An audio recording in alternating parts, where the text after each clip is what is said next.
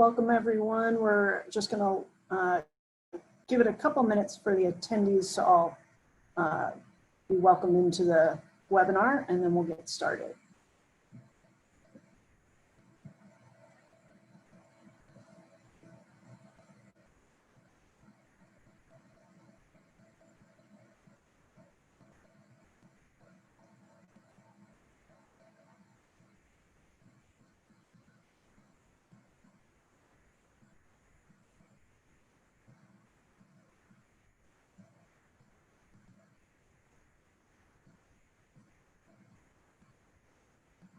All right, it looks like pretty much everyone that has joined has been welcomed into the webinar, so we'll go ahead and get started.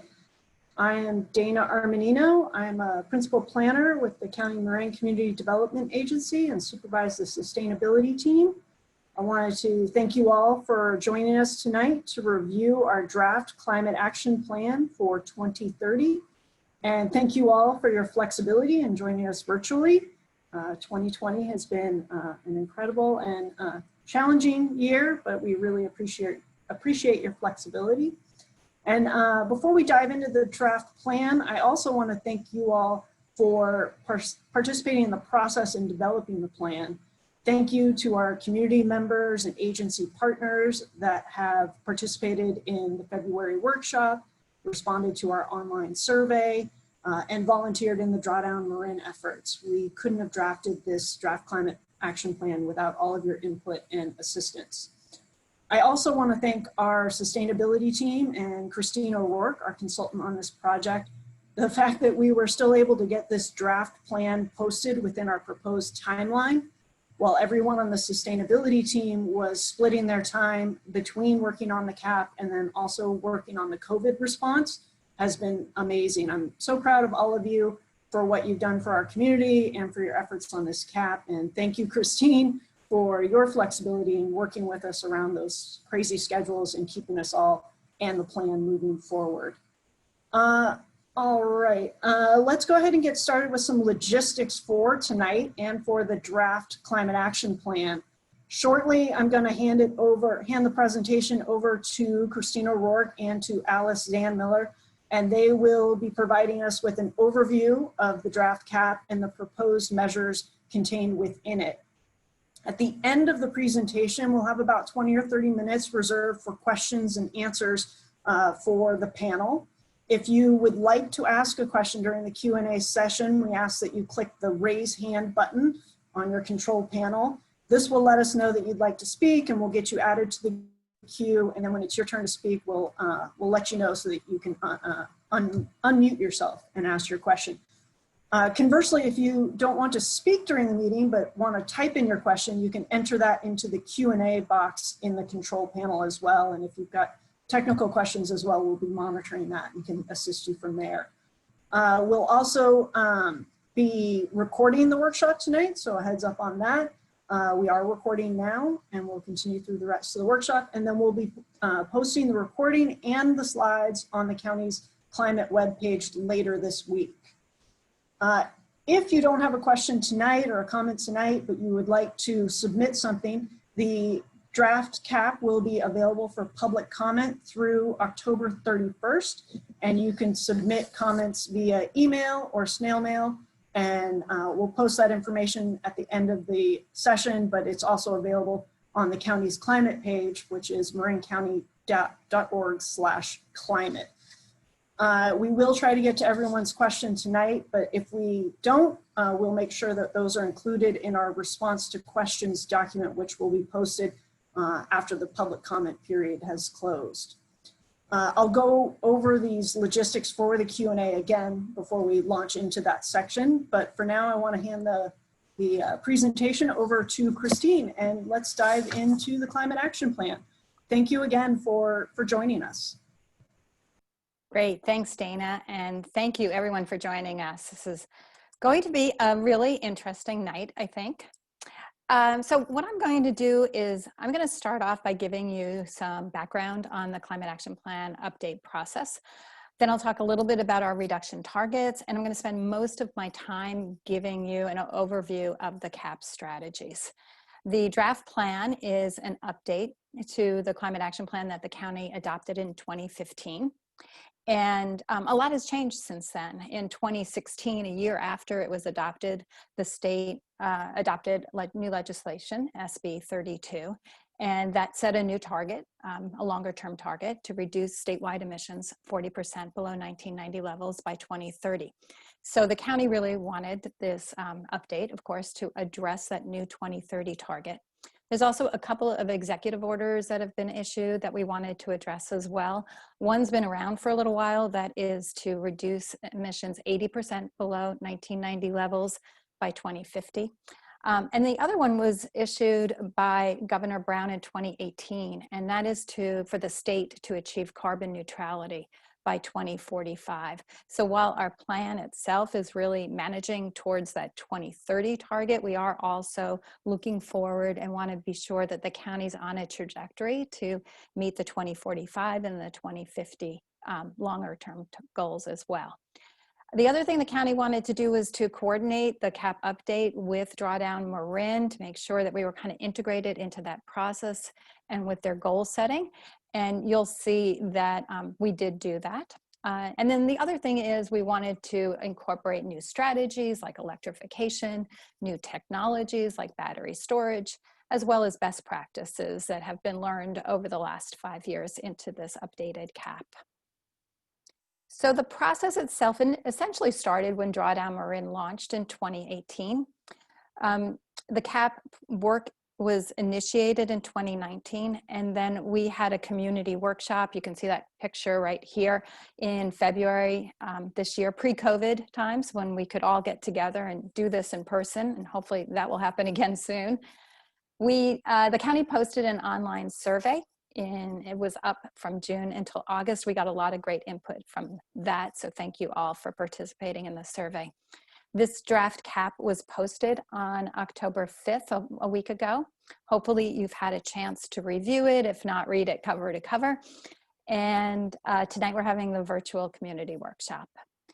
In December, we will be, first we'll be taking the input that we get tonight, as well as any other additional comments we get.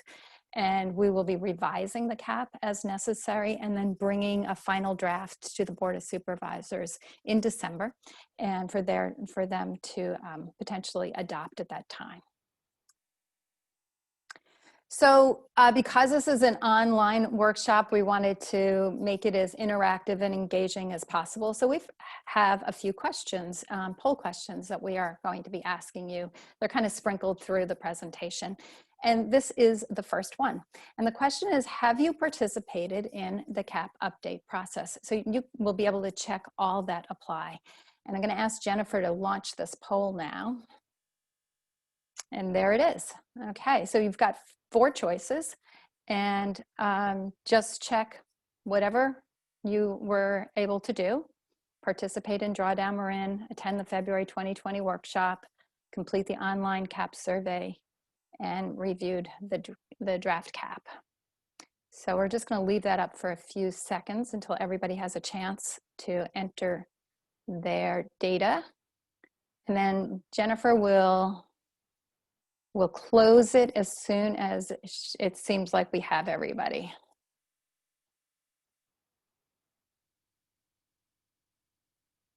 All right, and there are our results. So we have 56% of you participated in Drawdown Marin, 36% attended the February 2020 workshop, 24% completed the online CAP survey, and wow, 68% reviewed the draft CAP. That is great news. So, because I'm just going to give you a high level overview of it. So I'm really glad to hear that you reviewed it in detail, and we'll be able to answer, get into your substantive questions at the end.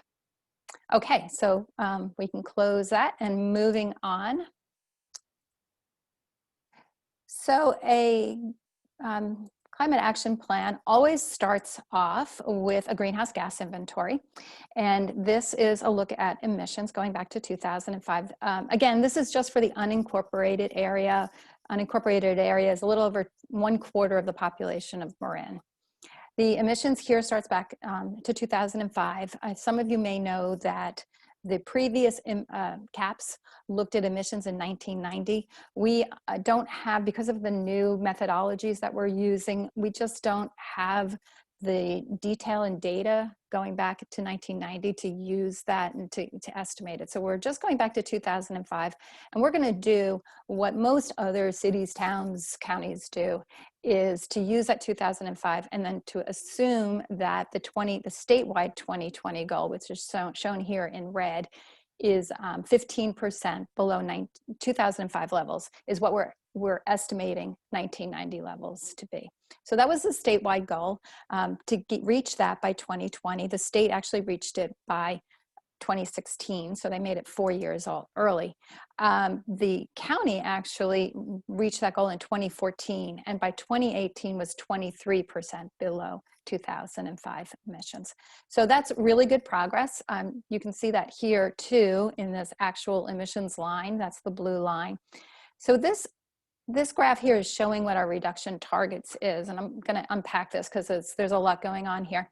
The orange line is the business as usual forecast, so that assumes that there's going to be no changes to emissions other than what we're forecasting for changes in population and jobs. And then this purple line is the state goal. So the the purple stars are the state's goals for 2030, which is 40% below 1990 emissions. And then the other one for 2050 is 80%.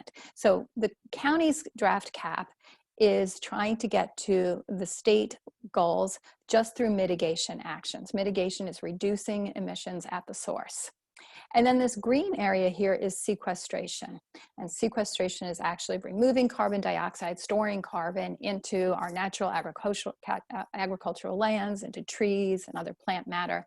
And so the sequestration actions are what we are using to reach these other goals. And the other ones are 2030 to be 60% below the 2005 level. That actually is the drawdown Marin target. And then to get to zero net energy or carbon neutrality or below zero emissions, whatever you want to call it, to get there by 2045, which also is the drawdown Marin goal. So mitigation plus sequestration is what gets us to the targets that we have in the cap. We had a few considerations as we went through all of the measures and worked with the community on what should be in the cap. One of the things we wanted to do is have measures that we would be able to implement with our other Marin cities and towns and collaborate with them. This cap we started with a template that was used for San Rafael's Climate Action Plan, which was adopted 2 years ago. And it's the same template that San Anselmo used, Fairfax is using it now. Each community is personalizing it, of course, adding some additional actions as they see fit. But we wanted to have at least a lot of actions across the board so we can all work together to implement them. The other thing was feasibility. We wanted to at least be reasonably sure that there were resources, funding, and technology available. If not available now, then at least to be available through, sometime over the next 10 years so that we'll be able to implement the measures and meet our targets. The other thing was equity. Equity is the desire to have equality for all. So an example of how equity was integrated in the cap, and we looked at all of the programs through this equity lens, is like there's an Electrify Marin program that the county has, and it provides rebates to homeowners to swap out natural gas appliances and heating systems and use low carbon electricity instead with very efficient electric appliances and heating systems. And so that's great, it reduces emissions, but that program may not be available to low-income households because they don't have the money in the first place to purchase those appliances. So the program addresses that by providing bigger rebates to low-income households. So that's just one way, one example of how we might address equity issues in the Climate Action Plan. And then the last thing we wanted to do was we were looking at the impact that each measure would have on actually reducing emissions, because we wanted to focus at least a lot of our work on the things that were going to have the bigger impact. So this this graph here is showing emissions in 2018 and where they're coming from. And as you can see, like electricity is a very small slice of this pie at this point. It's only 6% because our electricity is so clean. So the opportunities really lie in like transportation fuels, and that's about reducing vehicle miles traveled, electrifying our vehicle fleet. Natural gas, also we can reduce that through conservation, energy efficiency, and electrifying appliances, heating systems. So those were two really big areas that we wanted to focus a lot of our measures around. And then agriculture. Now agriculture in this graph is 32% of emissions because the county has most of the agricultural land in the county, and so it's a bigger chunk here. When you look at countywide emissions, of course, agriculture is only 9% of countywide emissions, which is about similar to what the inventory would be for the statewide emissions as well.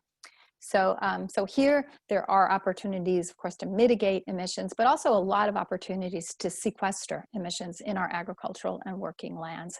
And Alice will be talking more about that a little later. So, so now I want to kind of dive into each of the sections in the Climate Action Plan. The first one is renewable energy and electrification.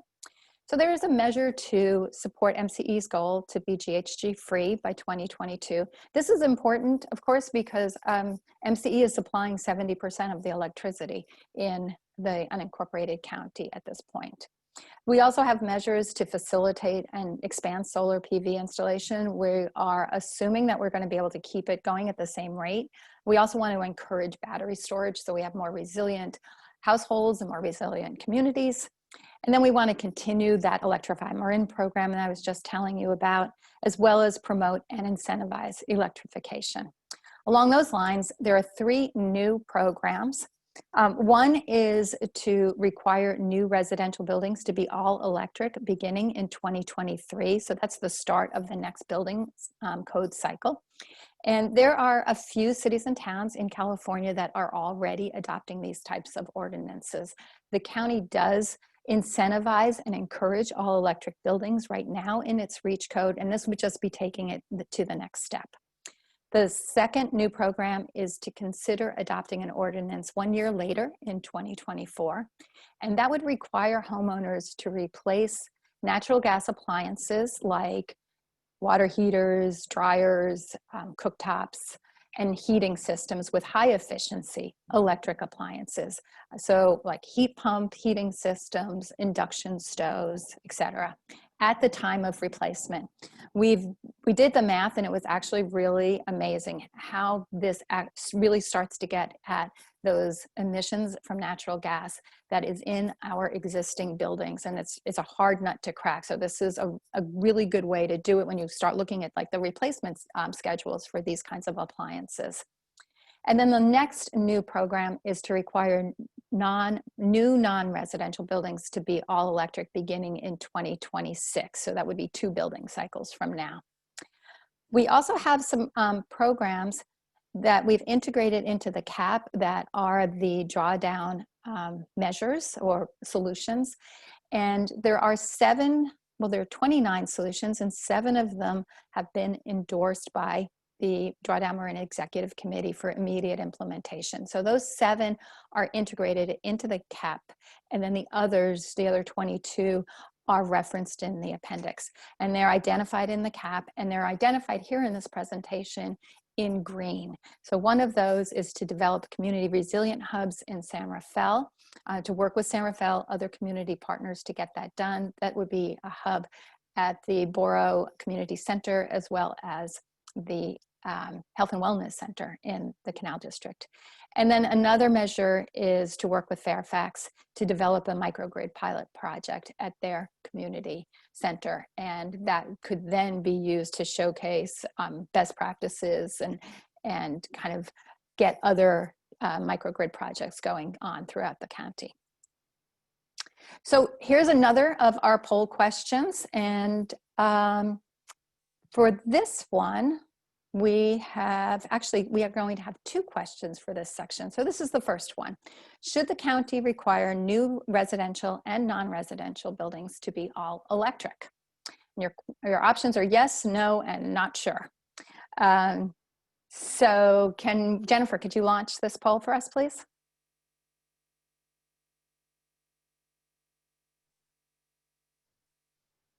So we'll just take a few seconds here so everybody can record their answer. And then when Jennifer thinks that we have all of our attendees responding, she'll close the poll.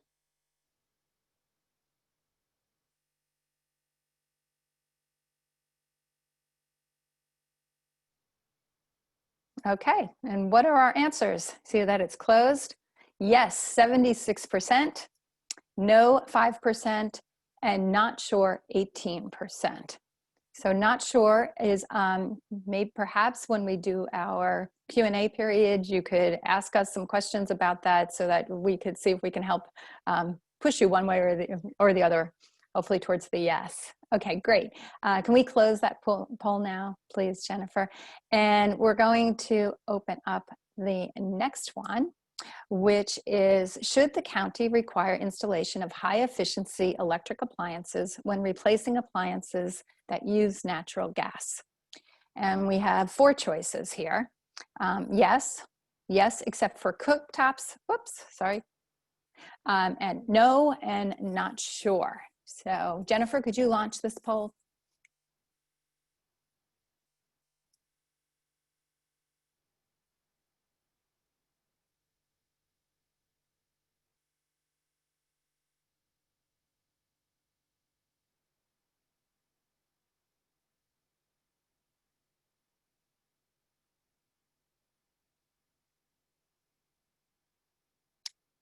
Okay, we'll take a couple more seconds there for you to register your answer.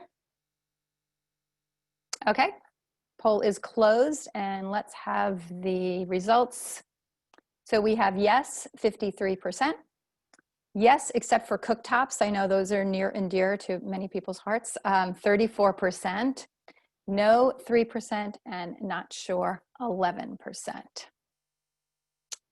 Okay, and I see we have a couple of questions, but we'll get to those in the Q&A session. Great. Okay, let's close this poll, and we are going to move on to the next section, which is low carbon transportation.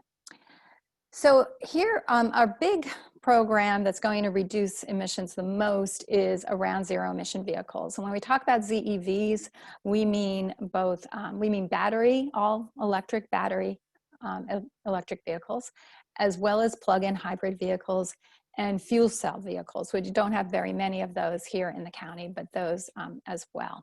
And our target is to have 45% of passenger vehicles registered in Marin to be zero emission vehicle by 2030. So Marin County is a leader in zero emission vehicles. We have the second highest adoption rate of all counties in the state, second only to San Mateo County. And right now we are at about 4% of passenger vehicles, autos that are registered here in Marin are electric vehicles or zero emission vehicles. So we are trying to get to 45% by 2030. You know, the state's got a lot of targets around this, which really will help to support this. You've probably all heard that most recently, Governor Newsom issued an executive order to have all new cars starting in 2035 will have to be zero emissions, and then 2045 for medium and heavy duty trucks. So that we think is going to really help to expand the choices and help to really accelerate adoption. There's a lot of actions in the Climate Action Plan around this strategy. One is to work with Drive Clean Bay Area to develop a campaign that's really going to help to accelerate adoption. And that is also a drawdown Marin adopted solution. There are also actions to require more workplace charging because we have a lot of solar PV on the grid in the middle of the day. So we need people to charge during the day when they get to go back to their workplaces. Also multifamily EV chargers, a lot of people charge at home, a lot of multifamily units. So we need to expand that. We have, there's actions around installing more public EV chargers, identifying EV corridors for fast charging, wayfinding signage, et cetera. So there's about a dozen actions for that measure. And then there are measures addressing other types of transportation.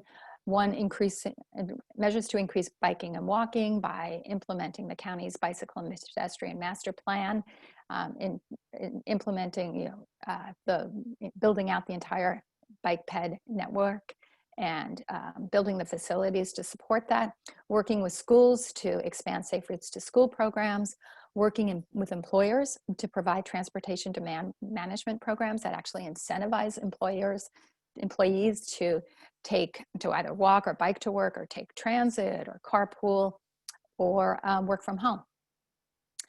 Also, there are a few programs around, first of all, the county continuing to use renewable diesel, which it uses, and continue to electrify their fleet, but also the other agencies as well to support transit agencies as they electrify their fleet. There's a program there to encourage SMART to use renewable diesel for their trains. And then there's a couple of programs around electrifying landscape equipment. We've identified equipment for the county to electrify, also small and off-road engines. And then we're seeing a lot of residents are actually opting to purchase electric leaf blowers and lawnmowers, but the commercial users are still hanging on to their gasoline and diesel powered equipment. So we've got a program in there to kind of incentivize and encourage commercial users to switch to electrification. So here we have our next poll question. The CAP is targeting 45% of passenger vehicles registered in Marin to be zero emission by 2030. Do you think this is achievable given what I've just told you and what you probably also know? Yeah, questions are yes, no, or not sure. So Jennifer, please launch this poll.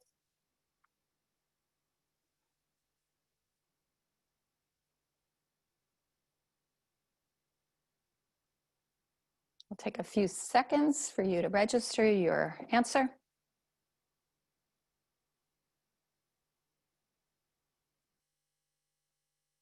Jennifer, whenever you see that we've got enough, or it looks like everybody's answered, please close the poll.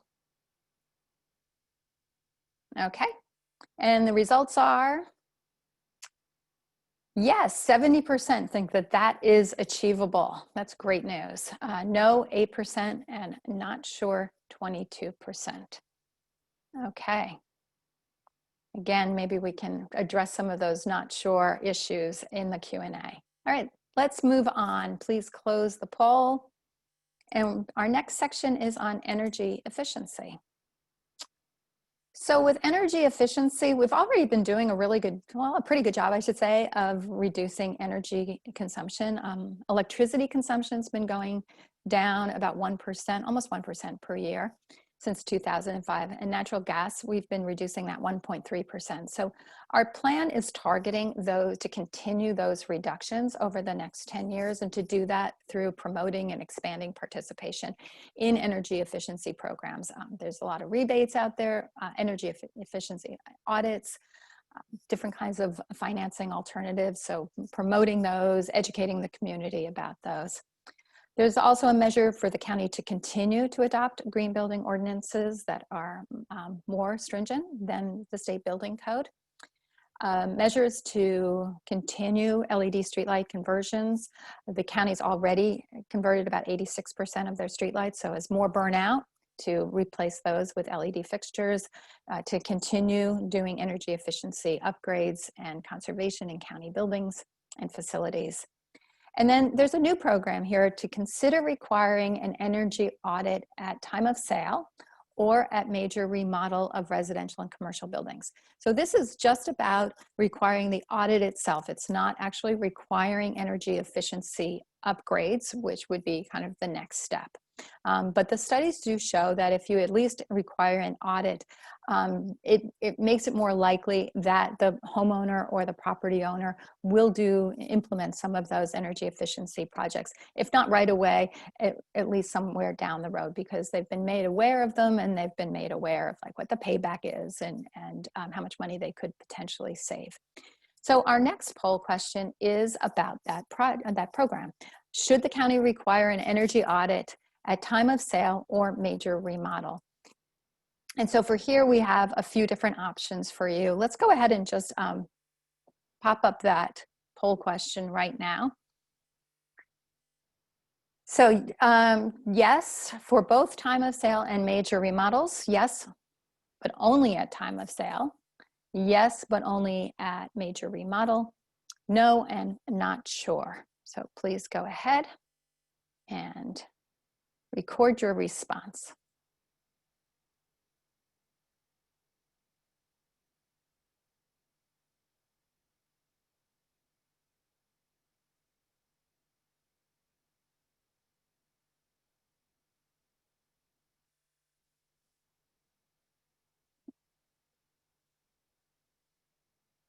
Okay, a couple more seconds. There we go. And let's have those results, please, Jennifer. Thank you. So yes, the majority, 75%, are in support of requiring an energy audit at both time of sale and during major remodels. 17% said yes, but only at time of sale. 3% said yes, but only at time of major remodel. We didn't have anybody who said no, and 6% said not sure.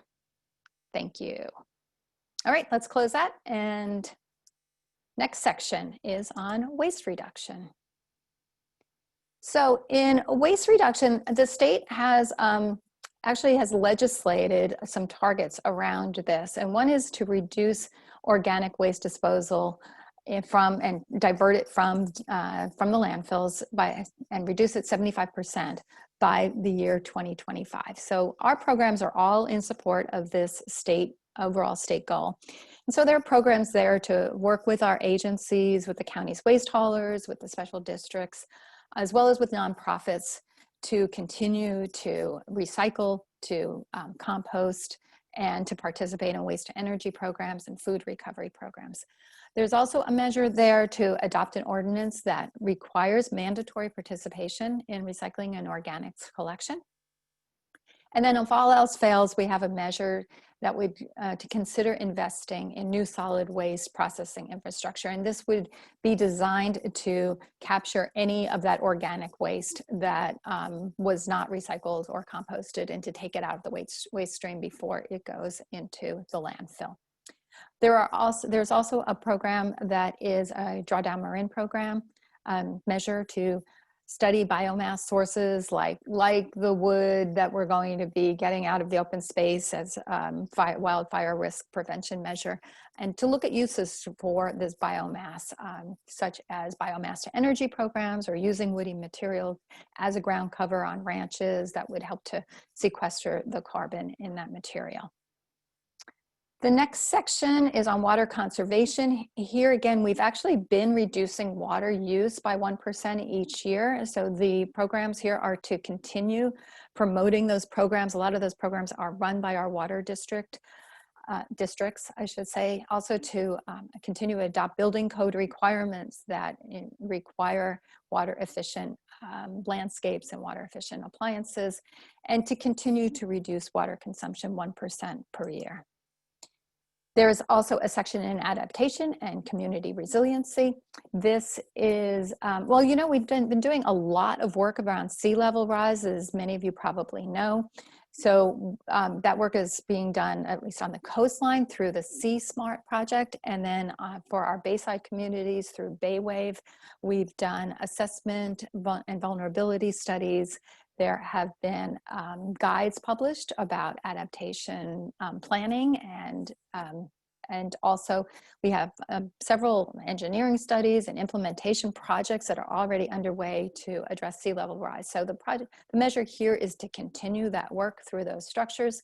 And then one of the other measures is about adopting a comprehensive adaptation plan that goes beyond just sea level rise and addresses all climate change impacts. So things like wildfire risks, intense and heat events, more frequent and intense storms, impacts to biological resources, health impacts as well. So that is another measure in that section.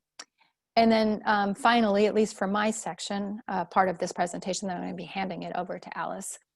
there is a section on community engagement and empowerment. And this is really important, and it underpins all of the other sections because there's only so much that a local government can do, and a lot of this really does depend on educating the community and motivating the community to act and to empowering them so that they kind of take ownership of the climate action plan.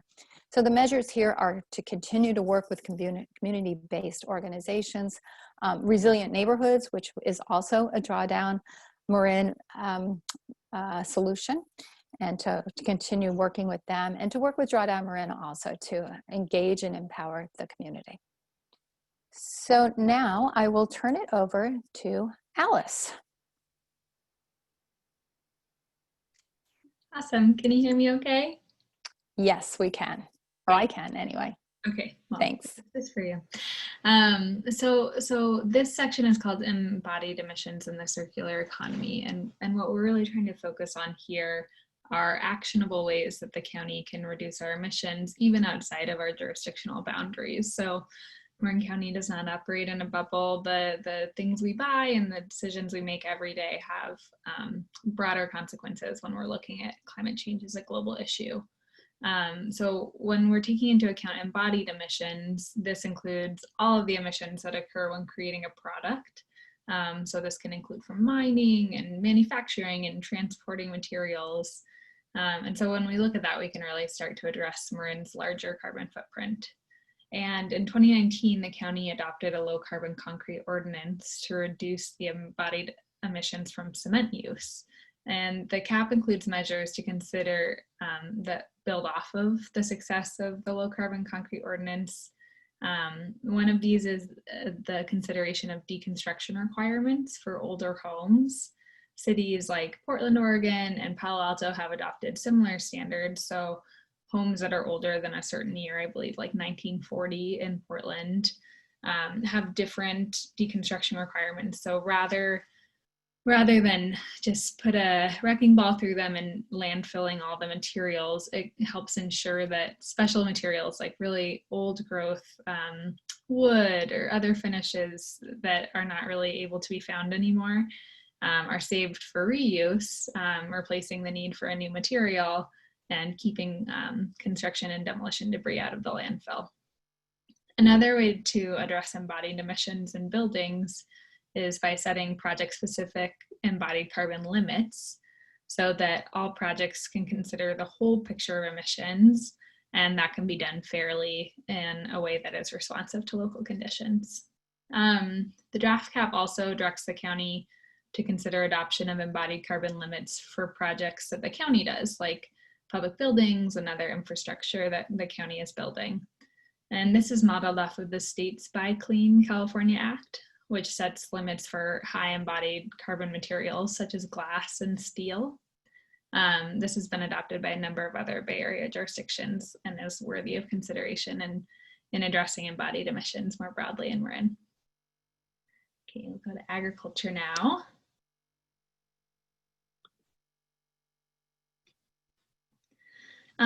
So this is a section I'm really excited about. The county has worked with the Marin Resource Conservation District, Marin's UC Cooperative Extension, the Marin Agricultural Land Trust, and the Carbon Cycle Institute, as well as a number of producers in the county, to develop a deeper understanding of the potential for emission reduction and carbon sequestration in the ag sector. The measures in this section build on work that's been done in many of the farms in West Marin for years, as well as work that was done with Drawdown Marin to really understand carbon sequestration and local food.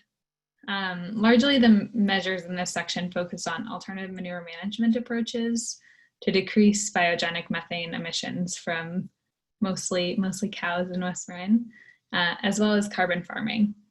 Both of these approaches can increase carbon drawdown into the soils of working lands and have already shown a lot of potential and co-benefits for multiple producers, including increased habitat, improved water quality, as well as improved carbon sequestration. It's been really interesting and exciting to more meaningfully incorporate these into the Climate Action Plan.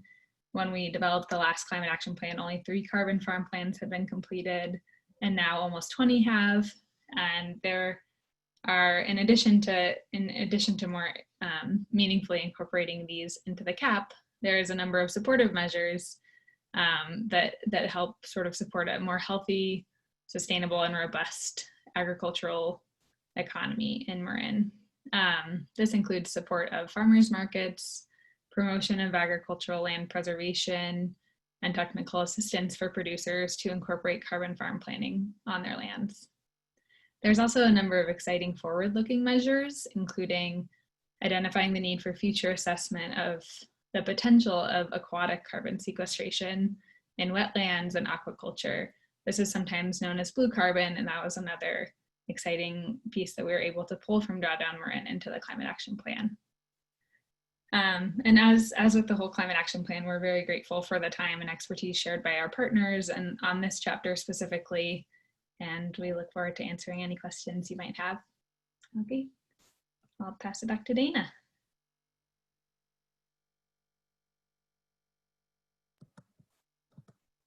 All right, thank you very much, Christine and Alice.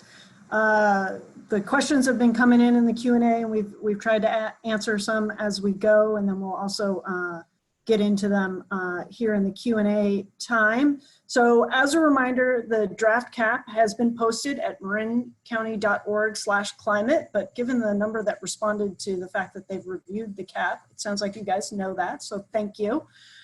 We will be accepting public comments through October 31st, 2020. And our timeline at this point is to bring the Climate Action Plan to the Board of Supervisors for consideration in December 2020. So now we'll get into the question and answer section. If you'd like to speak your question, click the raise hand button on your control panel, and that will let us know that you'd like to speak, and we'll call out your name and release the control so you can unmute yourself to speak your question. If you don't want to speak, you can continue to type in those questions into the Q&A, and we'll go through those as well. And we'll try to get to all the question and answers. We have about 20 or 30 minutes, so we should be able to.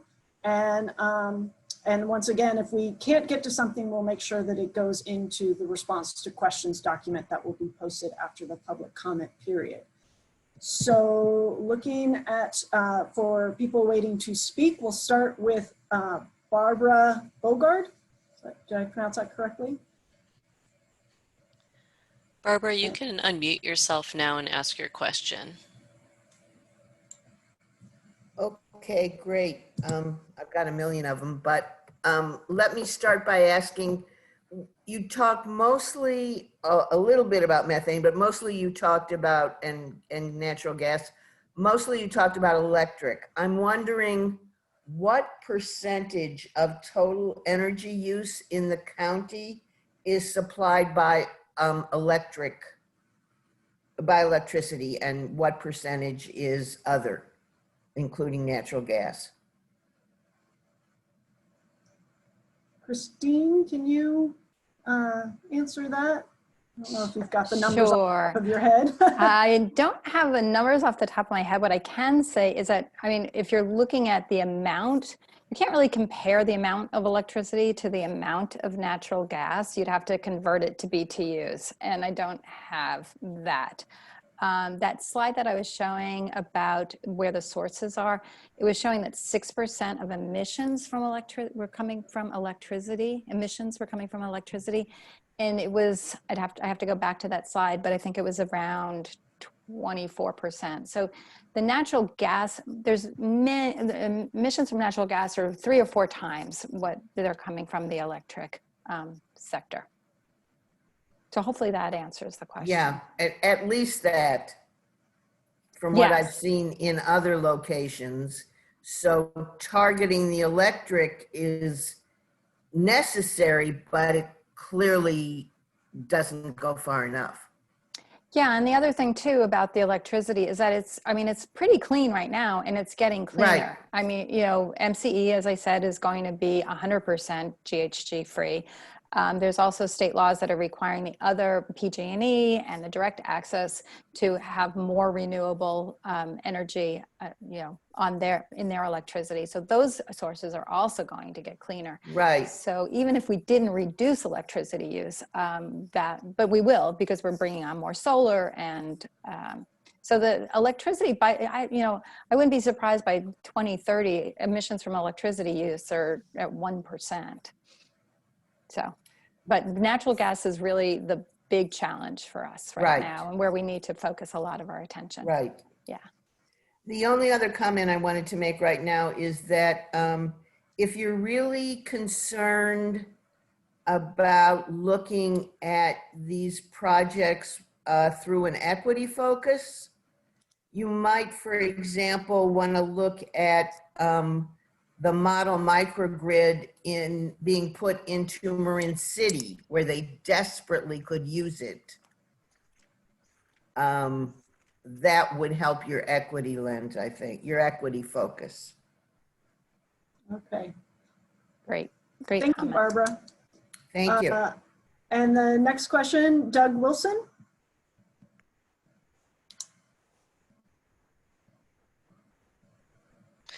Doug, you're able to, oh, great. Yes, can you hear me? Uh-huh. My question is about the relationship, I guess, with the county and MCE Clean Energy. We have been talking about some very ambitious goals, and there's a potential, it seems, complementary kind of relationship between the county, which has basically no money with the recession and so on. But it does have Drawdown Marin and an outreach program and a lot of contacts with various jurisdictions and so on.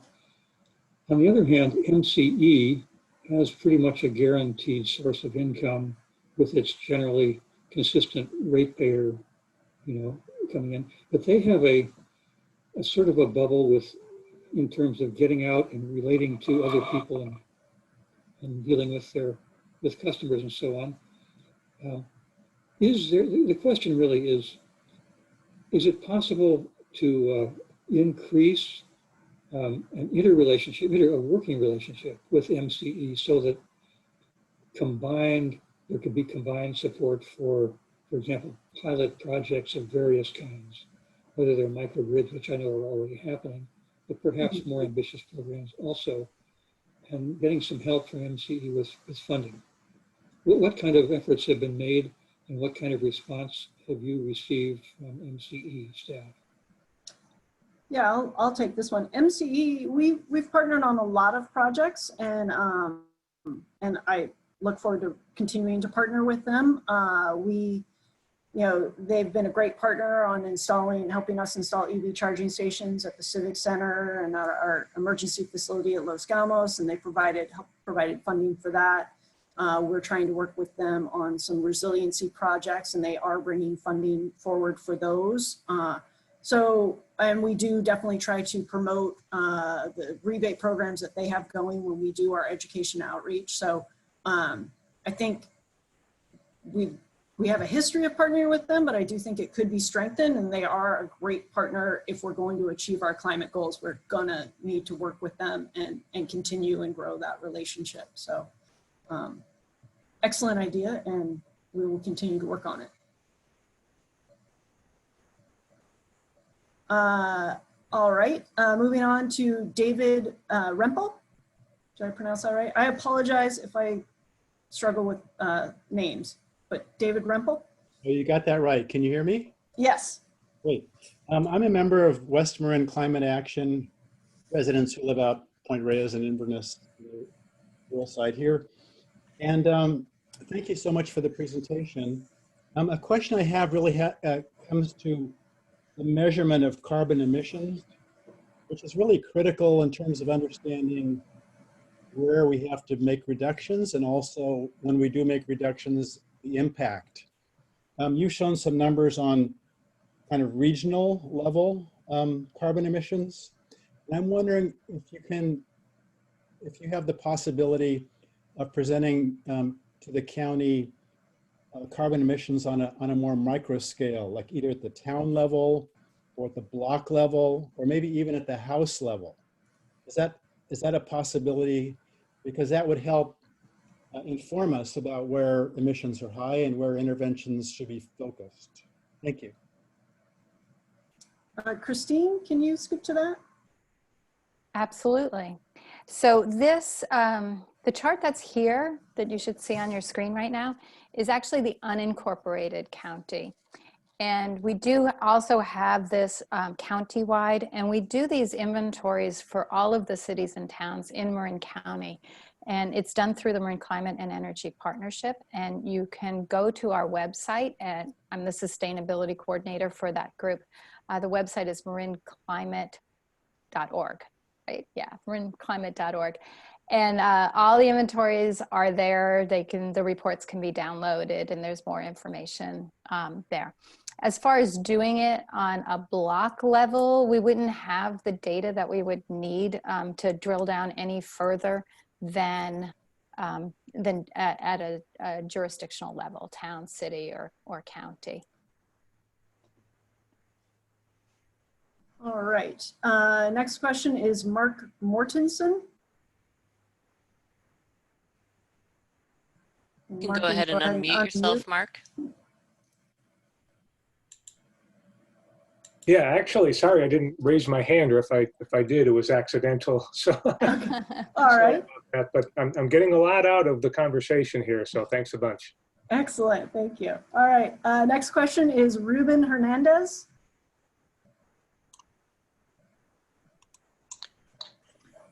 Hi, can you hear me? Uh-huh. Thank you. Thanks for the presentation. I'm wondering if there are any plans to use wind power to incorporate it into the renewable portfolio anywhere in the county.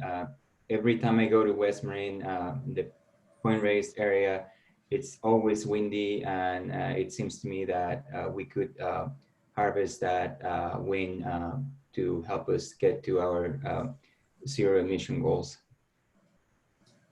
I'll go ahead and jump in here. The county, for the unincorporated portions of the county, we did adopt a wind energy ordinance. I believe it was back in 2010 that tried to streamline the permitting and make kind of a clearer path for folks wanting to install wind, whether it's small scale wind or larger scale.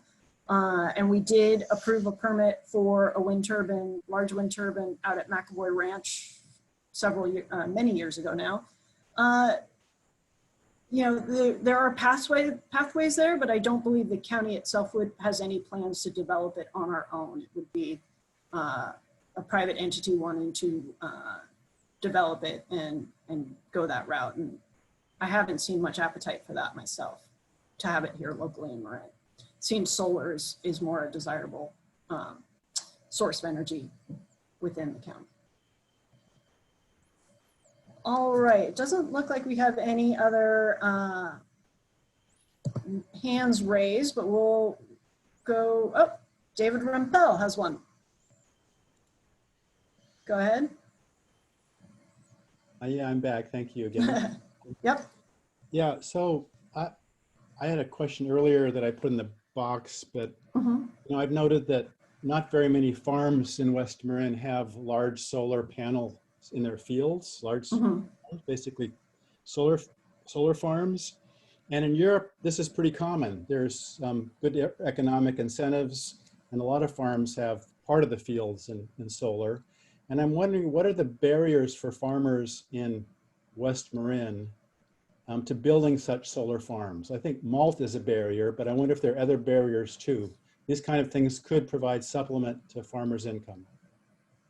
Yeah, there has been some developers who have looked into adding large-scale solar on some of the ag land. Some of the constraints out in West Marin is that the infrastructure out there is pretty maxed out. And so I know that some of the developers who have looked into tying in a large array into the substations out there, they're maxed out and can't really receive the level of energy that would be produced at some of these sites. So then there's some upgrade considerations that hurts the financials of the project, makes it less attractive.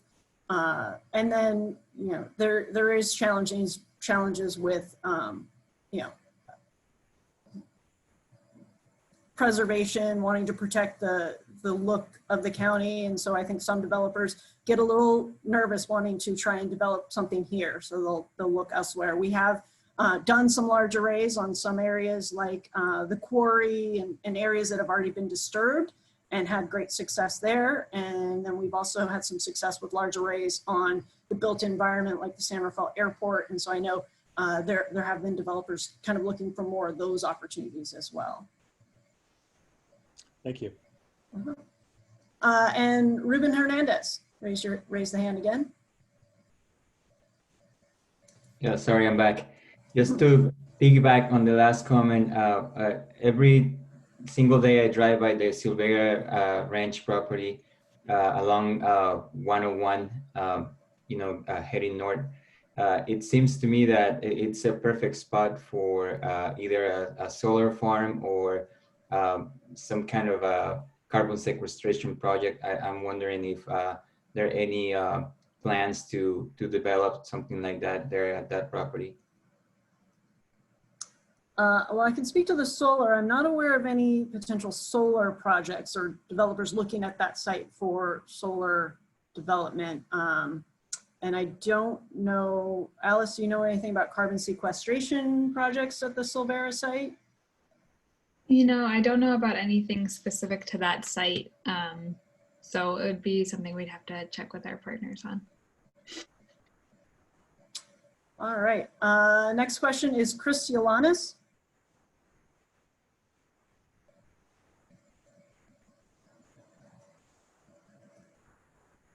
Go ahead and unmute yourself, Chris.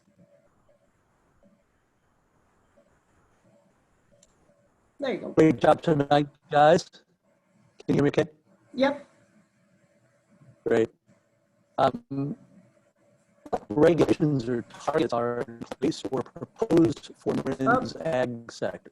Actually, you're kind of breaking up there. Oh.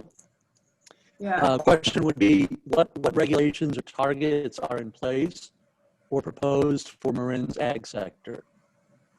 Oh. Alice, can you help on that? Sure.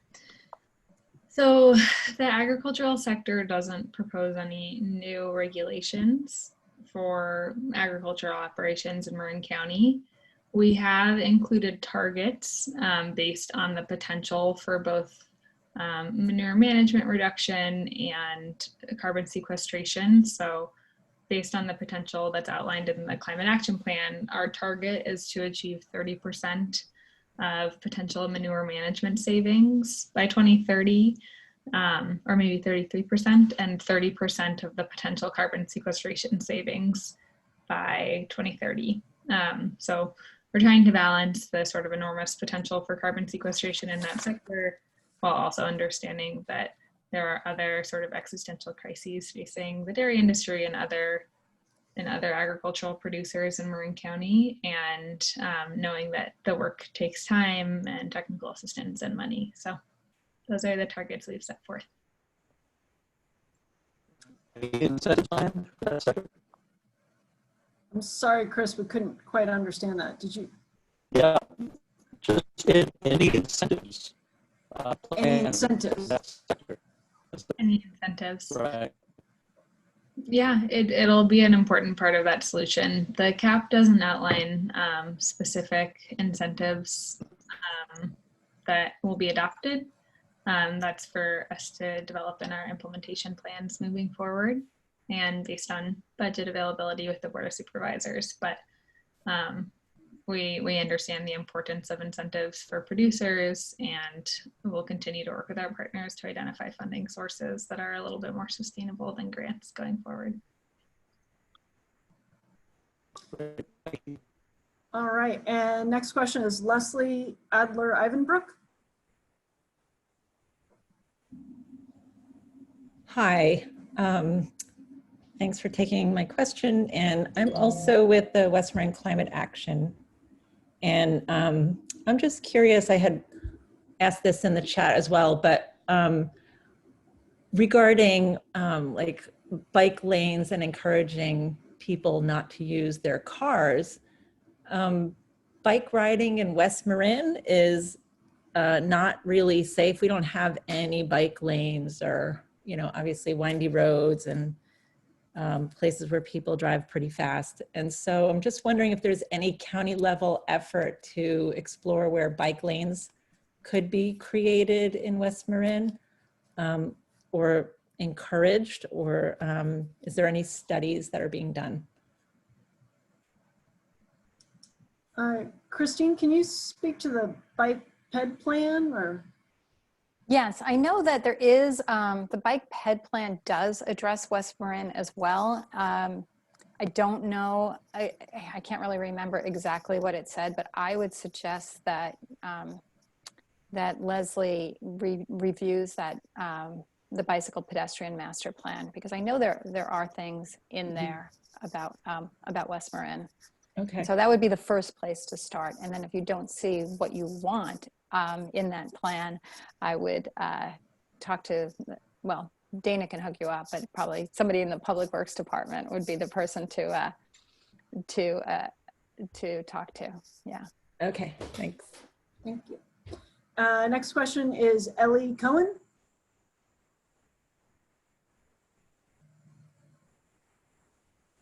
Can you hear me?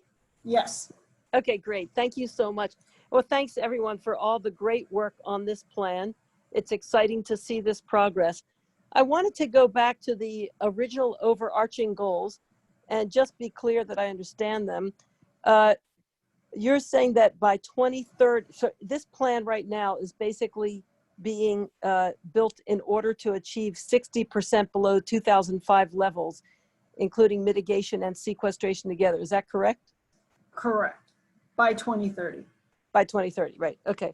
So I just want to share with you that if you look at the latest science about what's happening with climate change globally, the conditions are, the situation is rapidly worsening. And numerous scientists in studies that have come out in the last 6 months or so are saying that the models that they used to predict whatever it might have been, from Greenland ice melt to the slowing of the Atlantic current to melting of the permafrost to the drying out of the Amazon, all were too conservative, and that the situation is worsening much more quickly.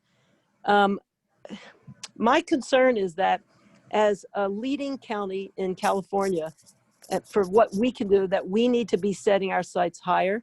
My guess is that in the next 2 to 3 years, that we will be changing the statewide goals, because even with the new ambition that the governor has articulated in 2 new executive orders over the past month, it's not enough based on the science. And for us in Marin to do anything less than trying to get to basically carbon neutrality and the beginning of net negative emissions by 2030 seems to me a huge missed opportunity. It will not be easy, but it will be cheaper than not doing it.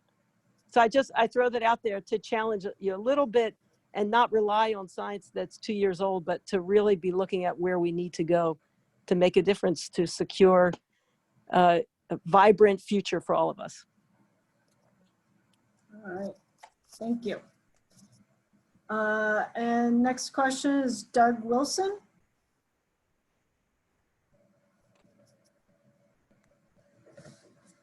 Can you hear me? Yes. Just really quick, there was a comment about solar farms, I believe on Solera property, or at least along 101 going north. And it's a question. There was an application a couple of years ago for a solar array between 101 and the airport. And there was some controversy about it, but I'm wondering if you know about, this is just a quick comment. That was the proposal, and I don't know where it's gone. I haven't seen anything about it recently. I think, I'd have to look, but I think that proposal is still under review. I mean, I don't think it's, I think it's still an active application, but I also need to do some research to see where that is, because I was aware of that one as well. Yeah. All right, next question, Ruben. Yeah, I just like to thank Ellie for her comment and also encourage the county and every jurisdiction within the county to adopt ordinances prohibiting any businesses to prohibiting businesses to throw away their food waste, their food scraps in the garbage, because as you know, food waste breaking down in the landfill produces a lot of methane gas. So I would encourage the county to take the lead in adopting an ordinance prohibiting that practice of throwing food waste away and sending it to the landfill. All right. All right, doesn't look like there's any other hands raised. Some of the questions that were typed in that we were able to answer some, so you can see those in the answer tab, but some that we hadn't gotten to. Alice, can you answer this question from Ellie Cohen? Why wait for another cycle for commercial buildings to shift them to all electric? Yeah, certainly. So I will point out that in the state's current pathway, the requirements are already staggered by a decade. So for residential, the requirement was to be net zero by 2020, and for commercial, it's 2030. So that really does highlight how that sector is much more complicated, both from an energy efficiency perspective and from an electrification perspective. So part of it is that sort of making sure that we are prepared as a county to implement and develop policies that are appropriate.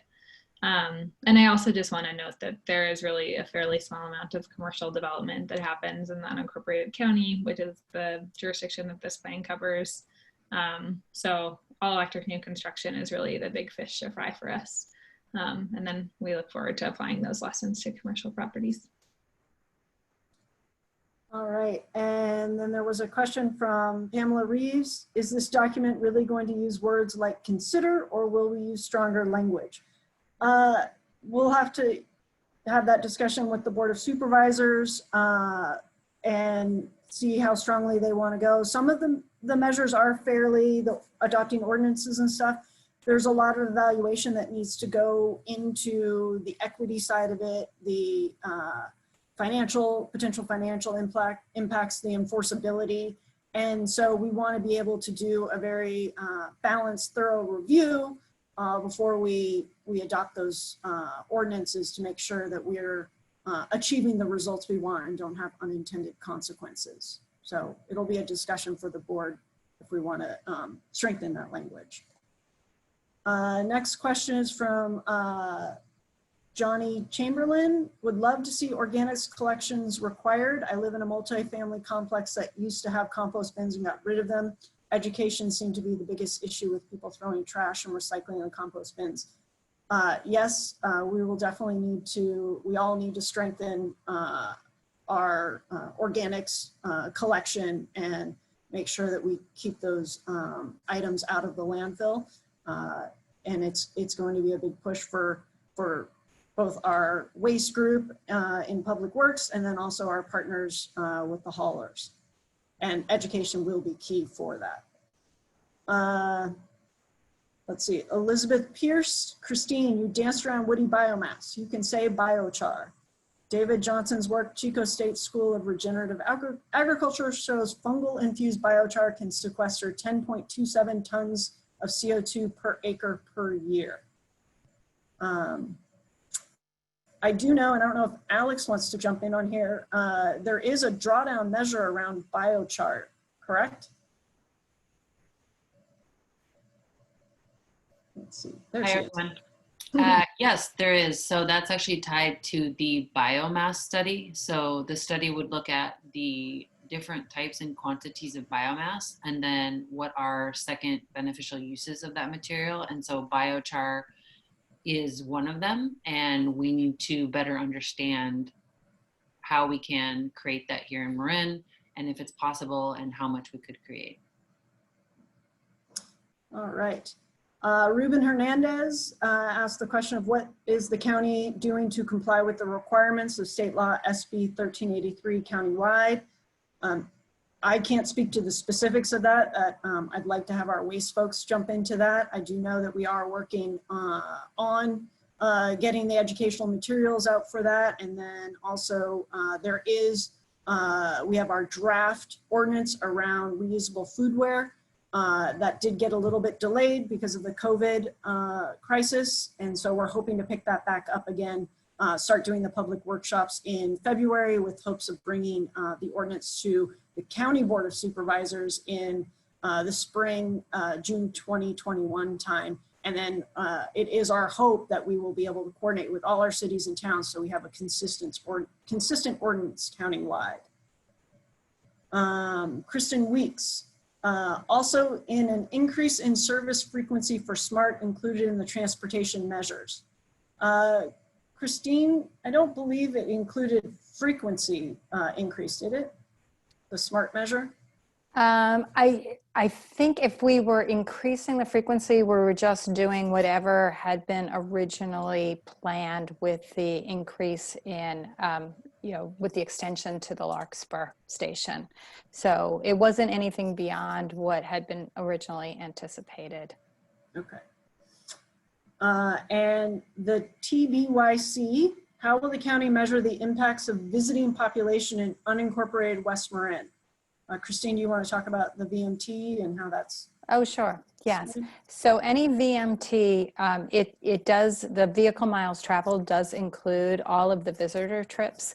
So if somebody is going to West Marin or leaving West Marin and going to, outside of the county, we count half of those vehicle miles traveled.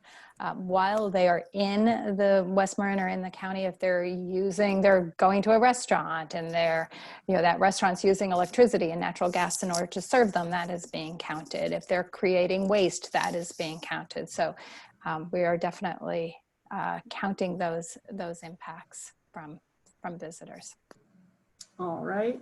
And Pamela Reeves pointed out that there is also methane leakage, not just usage, and that has an impact, and that is true. Although, do we calculate or estimate methane leakage? I don't know if that is in the protocols. We don't, only because it's not in the protocol. We actually do estimate electricity that is lost over the grid as it's being delivered, but we don't include methane emissions. And we could do that if there was a protocol, and it would just, it would increase the overall emissions, and then it would come down by the same percentage. So at least as a matter of just tracking it, we would, that impact would be the same because it would be reduced by the same percentage. But it would be, I wish there was a protocol and there was some kind of methodology that we could use to include that, because I know that it's significant.